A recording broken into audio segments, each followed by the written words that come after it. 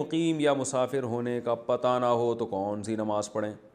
سفر میں امام کا پتہ ہی نہیں ہے کہ وہ مقیم ہے یا مسافر، اور ہم نماز کے بیچ میں شریک ہوئے تو ہم قصر نماز پڑھیں گے یا پوری نماز پڑھیں گے؟ سلیم صاحب سعودی عرب سے۔ سلیم بھائی، آپ نے تو میرے دل کا مسئلہ پوچھ لیا، یہ مجھے بھی بڑی کنفیوژن ہوتی ہے۔ بعض دفعہ ہم راستے میں کہیں اتر کے نماز پڑھتے ہیں، جو امام نماز پڑھا رہا ہوتا ہے ہم اس کے پیچھے نماز پڑھتے ہیں۔ اب ہمیں نہیں پتہ ہوتا، مثال کے طور پر میں اتحیات میں شامل ہوا، اب امام نے سلام پھیرا، اب میں کنفیوز ہوتا ہوں کہ یار یہ 4 رکعت کے بعد سلام پھیرا ہے یا 2 رکعت کے بعد پھیرا ہے۔ تو یہ واقعی کنفیوژن ہے۔ تو اس کنفیوژن کا علاج حدیث میں ہے کہ آپ صلی اللہ علیہ وسلم جب بھی مسافر ہوتے تھے اور آپ جب 2 رکعت پڑھا کر سلام پھیرتے تھے تو آپ سلام کے بعد یہ اعلان کرتے تھے، اتموا صلاتکم فإنا قوم سفر، اپنی نمازیں آپ لوگ مکمل کر لیں، ہم مسافر لوگ ہیں۔ تو اس سے پتہ چلتا ہے کہ امام کو چاہیے کہ وہ سلام پھیرنے کے بعد یہ بتا دے لوگوں کو، عربی میں نہیں بتا سکتا، اردو میں بتا دے، پشتو میں بتا دے، سندھی میں بتا دے، پنجابی میں بتا دے۔ تو ہم نے جو ہے نا 2 رکعتیں پڑھی، ہم مسافر ہیں، تو یہ امام کی ذمہ داری ہے کہ وہ یہ بتا دے کہ ہم مسافر ہیں۔ تو اس سے یہ مقتدیوں کی کنفیوژن دور ہو جائے گی، ورنہ دور نہیں ہو سکتی۔ تو ورنہ یہ کہ آپ نماز پڑھنے کے بعد امام سے پوچھ لیں کہ بھائی کتنی پڑھی ہیں آپ نے، اور کوئی حل میرے خیال میں ہمارے پاس نہیں ہے۔ تو آپ 2 رکعتیں پڑھ لیں، پوچھ لیں، امام اگر کہا کہ میں نے 4 پڑھی ہے تو پھر آپ 4 پوری پڑھ لیں، پھر 2 رکعتیں دوبارہ پڑھیں آپ، کیونکہ آپ انفرادی پڑھیں گے تو یہ والی نماز تو نہیں ہوئی۔ اور اگر امام نے کہا کہ میں مسافر ہوں تو پھر آپ کی ہو گئی غریبی میں۔ لیکن یہ امام کی ذمہ داری ہے کہ وہ سلام پھیرنے کے بعد لوگوں کو بتا دے کہ میں مسافر ہوں، نہیں بتاتا اس کا مطلب وہ مقیم ہے۔ لیکن آج کل اماموں کو یہ مسئلہ معلوم نہیں ہے، بہت سے اماموں کو، اور معلوم ہے تو وہ بتاتے نہیں ہیں، تو اس لیے مقتدی کنفیوژن کا شکار ہو جاتے ہیں۔ پیسوں کو ڈالرز میں رکھ کر سیونگ کرنا، یہاں یہ رجحان ہے کہ لوگ اکثر اپنے پیسے ڈالرز کی شکل میں رکھتے ہیں۔ اس کا فائدہ تب ہوتا ہے جب ڈالر کی قیمت بڑھ جاتی ہے۔ تو کیا اس طرح ڈالرز میں پیسے رکھ کر نفع حاصل کرنا جائز ہے؟ شاہ زیب صاحب کوئٹہ سے۔ دیکھیں، بذات خود تو یہ عمل جائز ہے، تجارت کا ایک طریقہ ہے، تو ناجائز ہونے کی کوئی دلیل نہیں۔ البتہ اگر کوئی ایسا ہو کہ سارے ہی رکھنا شروع کر دیں اور ملک کو نقصان ہونا شروع ہو جائے اجتماعی سطح پہ بڑے پیمانے پر، اور پھر علماء اس کے ناجائز ہونے کا فتویٰ دیں تو پھر یہ ناجائز ہوگا۔ اصل اس میں جواز ہی ہے، جب تک کہ کوئی ملک کا بڑے پیمانے پر خدا نخواستہ معاشی لحاظ سے نقصان نہ ہو، کیونکہ سارے ہی اگر یہ شروع کر دیں گے اور بڑے پیمانے پر تو پھر ملک کی معیشت کو ڈاؤن ہونے کا خطرہ ہوتا ہے۔ لیکن نارملی اس کی اجازت ہے، کیونکہ انسان کو اللہ نے ہر طرح کی تجارت کی اجازت دی ہے، تو اس میں ایک یہ بھی طریقہ ہے۔ اس کو ہم اصطلاحی اعتبار سے تو تجارت نہیں کہیں گے، بس یہ کہیں گے کہ آپ کو پتہ ہے کہ آپ کی کرنسی ڈی ویلیو ہو رہی ہے، تو پیسے سونے کی شکل میں بھی سیو کیے جا سکتے ہیں، ڈالر کی شکل میں بھی۔ لیکن بہتر یہی ہے کہ گولڈ کی شکل میں سونا سیو کیا جائے، کیونکہ گولڈ ایک نیچرل کرنسی ہے اور اس سے معیشت کو نقصان بھی نہیں ہے۔ ڈالر میں اگر سارے ہی آ جائیں گے نا تو بہرحال سب پھر نقصان ہونے کا خطرہ ہوتا ہے، جو ماہرین معیشت کہتے ہیں۔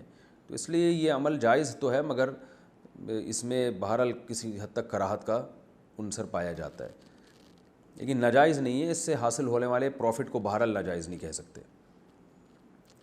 کیا جنات کو قابو کر کے موکل بنا سکتے ہیں؟ حضرت سلیمان علیہ السلام کو اللہ نے یہ طاقت عطا کی تھی کہ جنات ان کے قبضے میں تھے اور وہ حضرت سلیمان علیہ السلام کے حکم سے ان کے کام کرتے تھے، تو کیا یہ ممکن ہے کہ آج کل کے زمانے میں اللہ تعالیٰ کسی کو یہ طاقت عطا کر دے؟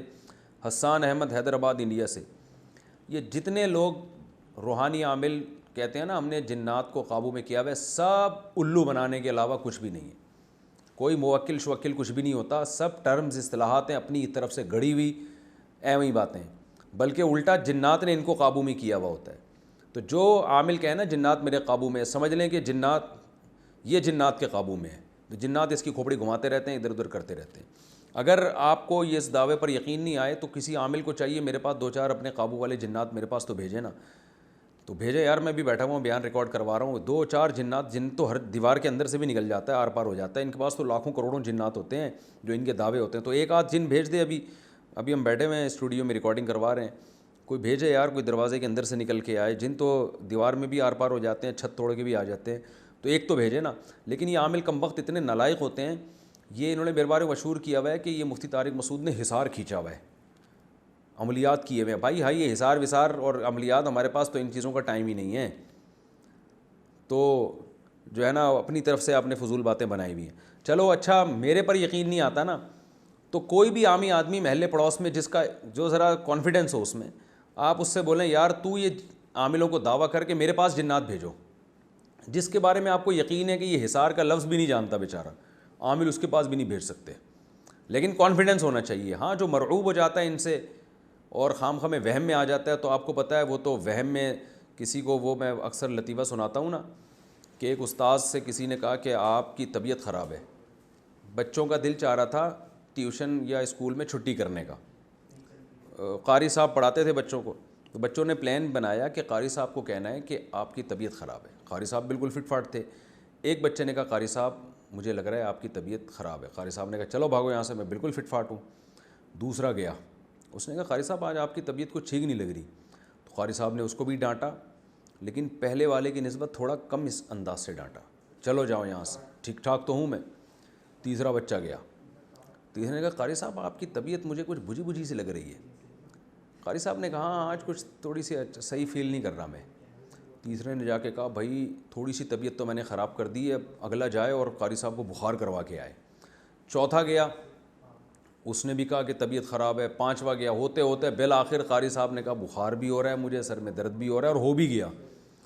تو انسان پہ نا نفسیات کا اثر ہوتا ہے. تو ان بچوں نے جیسے قاری صاحب اچھے بھلے صحت مند قاری کو بخار میں مبتلا کر دیا اور سر درد میں مبتلا کر دیا, اور تو اسی طرح یہ عامل لوگ آپ پہ جن چڑیل بھوت بھیج دیتے ہیں, ہوتے ہوتے نہیں ہیں, آپ کو لگتا ہے کہ جن بھی آ گیا, بھوت بھی آ گئے, چڑیل بھی آ گئے.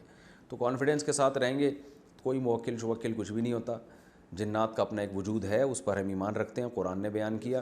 اور عاملوں پہ جنات سوار ہو جاتے ہیں کیونکہ اس نے ایسی الٹی سیدھی حرکتیں کی ہوتی ہیں, تو جنات ان کے کان مروڑتے رہتے ہیں. اور بعض دفعہ یہ بھی ہوتا ہے کہ جنات کسی کو خوش کرنے کے لیے کسی کا کوئی کام کر دیتے ہیں تاکہ لوگوں کا عقیدہ خراب ہو, لیکن انہی لوگوں پہ جنات مسلط ہوتے ہیں جو ان چیزوں سے زیادہ ڈرتے ہیں عام طور پر. تو اس لیے آپ میں کانفیڈنس ہوگا تو کوئی بھی انشاءاللہ آپ کا کچھ بھی نہیں بگاڑ سکتا. اور چیلنج کر دیا کریں عاملوں کو, یار بھیج کے تو دکھاؤ, ہمارے پاس تو بھیجو, کبھی ہم نے تو کوئی بھی نہیں حصار کیا, تو بھیجو نا. ایک کروڑوں جنات تمہارے قابو میں, ایک تو ذرا بھیجو نا, کوئی بھی نہیں بھیجے گا آپ کے پاس. اچھا بھائی, کیا جنات ہمارے مال و دولت پہ قبضہ کر سکتے ہیں؟ کیا یہ ممکن ہے کہ شیاطین جنات ہمارے مال ہڑپ کر لیں, ہماری زمینوں اور پراپرٹی کو اپنے قبضے میں لے کر بھاگ جائیں یا قبضے میں لے کر بیٹھ جائیں؟ حسان احمد حیدرآباد انڈیا سے. حسان احمد, اتنا زیادہ جنات کو فری کرانے کی ضرورت نہیں ہے. دیکھیں ممکن تو دنیا میں سب کچھ ہے, لیکن ایسا ہوتا نہیں ہے. یہ بالکل ایسا ہی ہے جیسے میں کہوں کہ کیا یہ ممکن ہے کہ ایک بیل اپنے سینگ پہ اٹھا کے آپ کو کنویں میں جا کے پھینک دے؟